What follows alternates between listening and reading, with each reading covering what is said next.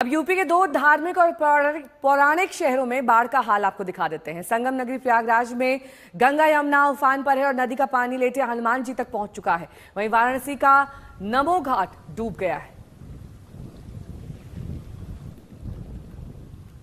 ये प्रयागराज की तस्वीर आप देख रहे हैं। अक्सर यहाँ जब पानी का स्तर बढ़ता है तो नदी किनारे स्थित हनुमान मंदिर तक ये पहुंच जाता है और तस्वीरों में आप देख सकते हैं किस तरीके से बजरंगबली का गंगा स्नान स्वाभाविक रूप से हो गया।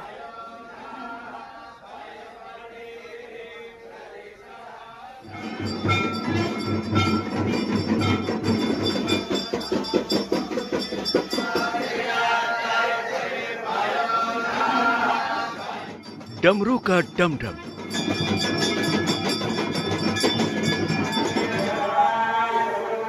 साधु संतों का मंत्रोच्चार,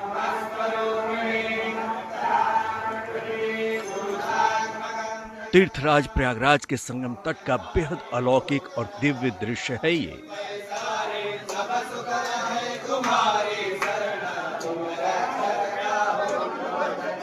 मां गंगा अपने पुत्र हनुमान को स्नान करा रही हैं।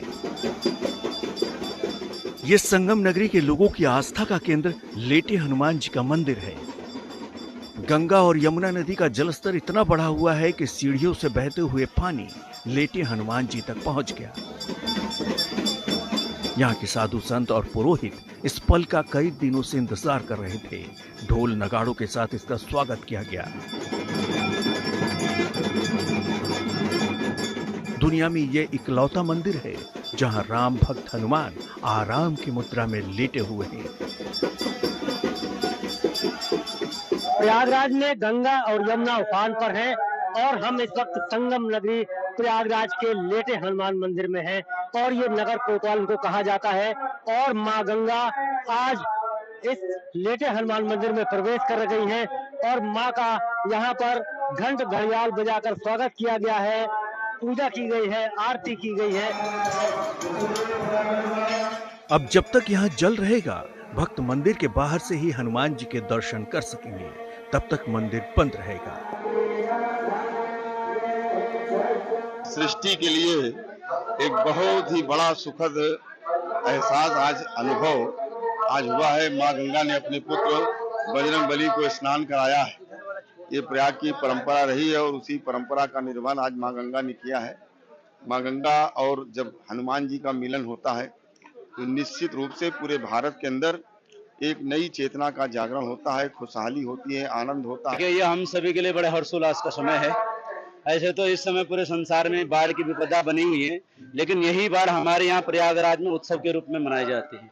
परंपरागत अनुसार श्री बड़े हनुमान जी महाराज को त्रिवेणी मैया स्नान कराने आती है, जिसका हम सभी प्रयागवासी बड़े साल भर तक इंतजार करते हैं इस समय का कि कब गंगा मैया आए और अपने पुत्र हनुमान जी महाराज का स्नान कराए। अब हम आपको वाराणसी के नमो घाट की तस्वीर दिखाते हैं। गंगा में आई बाढ़ अब वाराणसी के घाटों की खूबसूरती पर पूरी तरह से हावी हो चुकी है। सभी 84 घाट जलमग्न हो गए हैं। सबसे ऊंचाई वाले नमो घाट को भी बाढ़ के पानी ने अपनी जद में ले लिया है।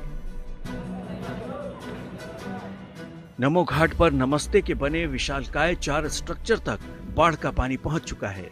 लिहाजा नमो घाट पर नीचे जाने पर रोक लगा दी गई है। साथ ही फोटो और सेल्फी पर भी रोक है। बाढ़ की विभीषिका धीरे धीरे अपना असली रूप अख्तियार करती चली जा रही है।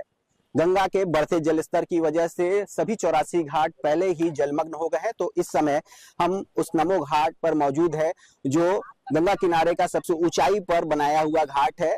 इसकी पहचान यहाँ के 4 विशालकाय नमस्ते के स्ट्रक्चर से है जो पूरी दुनिया में अपनी एक पहचान रखता है। लेकिन बाढ़ के चलते जिस तरह से गंगा घाट की खूबसूरती पानी में समा चुकी है, तो देख सकते हैं कि जो ये 4 खूबसूरत स्ट्रक्चर हैं जो दूर से ही इस शहर को कहीं ना कहीं दिखाते हैं, दर्शाते हैं, वे धीरे धीरे पानी में जलमग्न होते चले जा रहे हैं। गंगा में उफान की वजह से गंगा घाट पर बने राजघाट पुल, जिसे मालवीय ब्रिज भी कहते हैं, रेलगाड़ियां धीमी रफ्तार से गुजर रही हैं। प्रयागराज से पंकज श्रीवास्तव और वाराणसी से रोशन जायसवाल के साथ आज तक ब्यूरो।